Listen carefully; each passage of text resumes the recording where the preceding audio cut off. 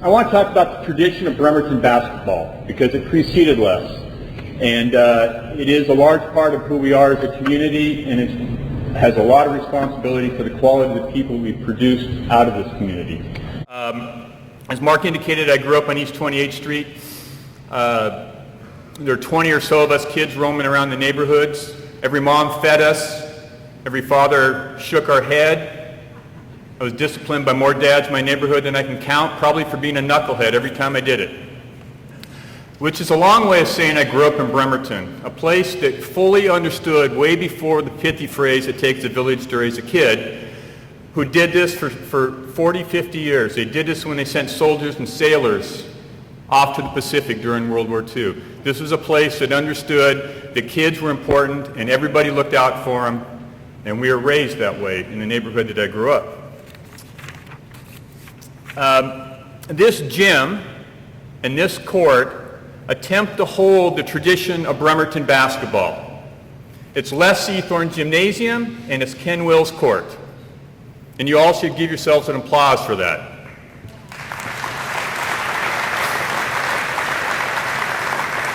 But what I want to say is it's not possible for this place to hold a tradition. This tradition has left this building.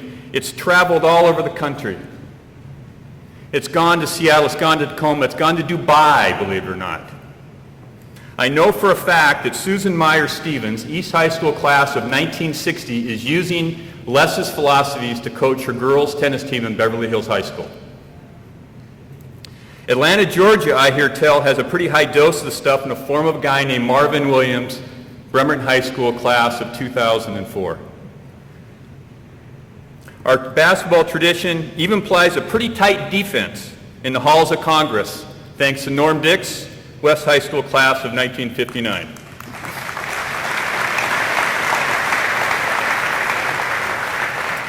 And while the tradition spread everywhere, today we are at its headwaters.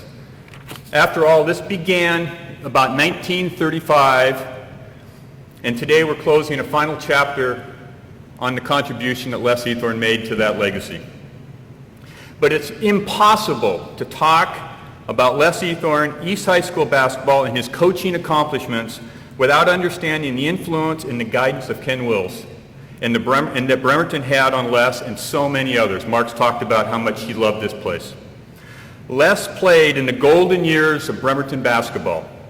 A short list of Bremerton greats would need to include Bill Morris, Frank Wright, Ray Volz, Al Mall, Roger Wiley, Boyd McCaslin, Les Seathorne, Louis Soriano, Darwin Gilchrist, Sid Ryan, Ted Tappy, Don Heinrich, Bill Alexander, Al Murphy, Hal Lee.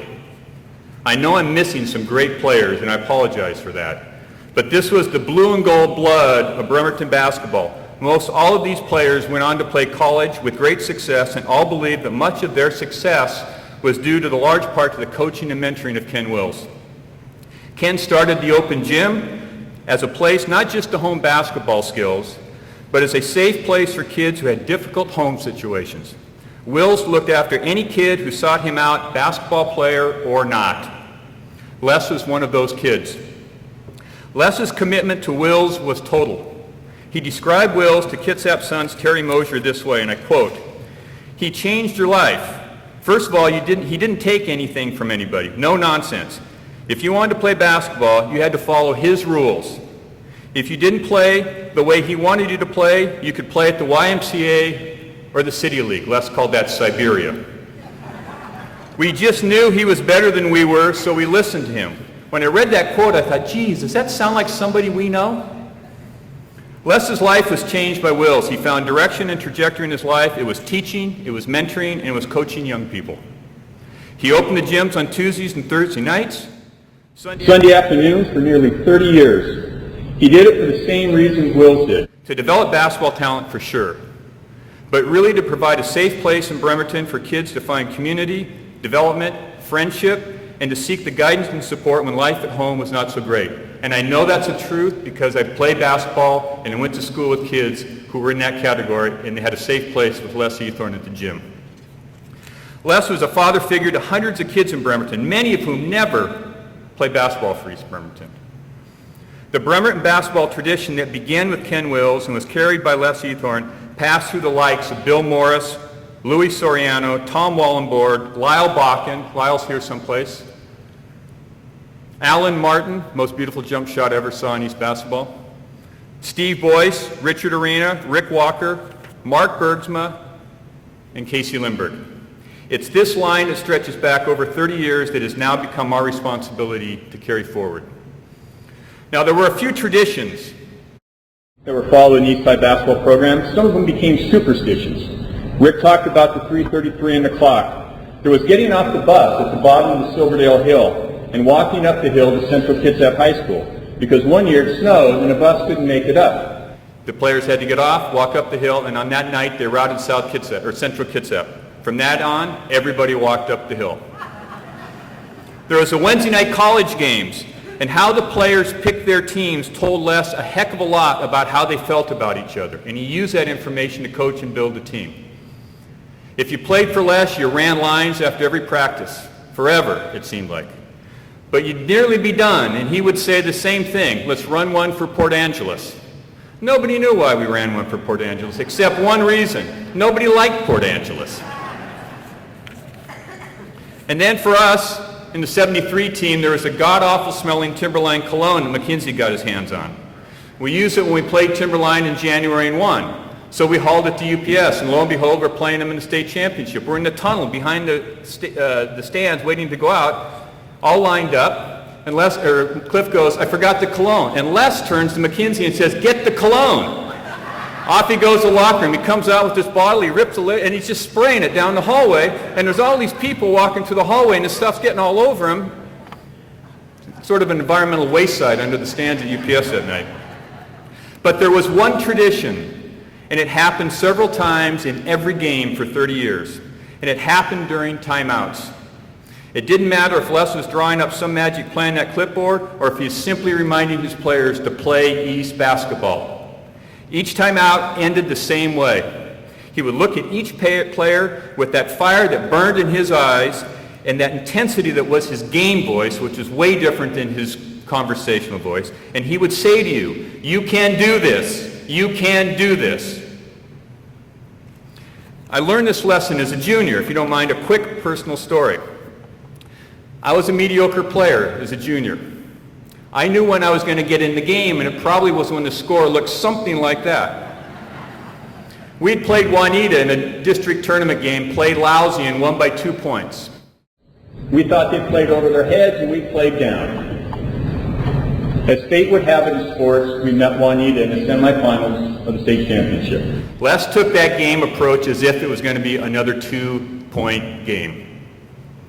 So it was a little surprising to Bryan Garinger and I, a minute into the second quarter in a very tight game, to have Les get up, turn to us and say, "Torseth and Garinger, in for Waffle and Arena."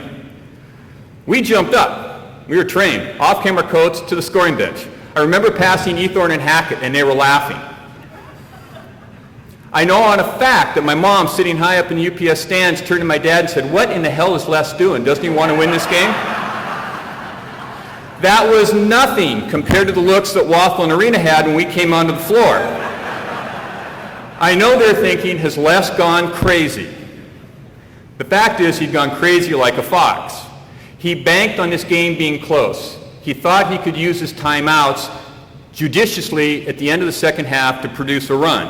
He needed to talk to Waffle and Arena, and he figured Torseth and Garinger can't screw it up that bad in a minute. Turned out the game was a rout. But the last thing that he said to Bryan and I when we were at the scorer's table was what? "You can do this. You can do this." I remember this experience several times a week my entire life, not because I want to relive the glory days. Nobody gives a dang about that. After all, Bryan and I were not Arena and Waffle. We did not turn this game around, but we didn't screw it up either. I remember this lesson because I need to use it constantly in my work and when I was coaching youth basketball, and I actually even remember it once in a while when I'm a husband and a father. Les permanently changed my life in that moment. Mark, you asked me who the teacher was who did that. That was the moment, and that was the man.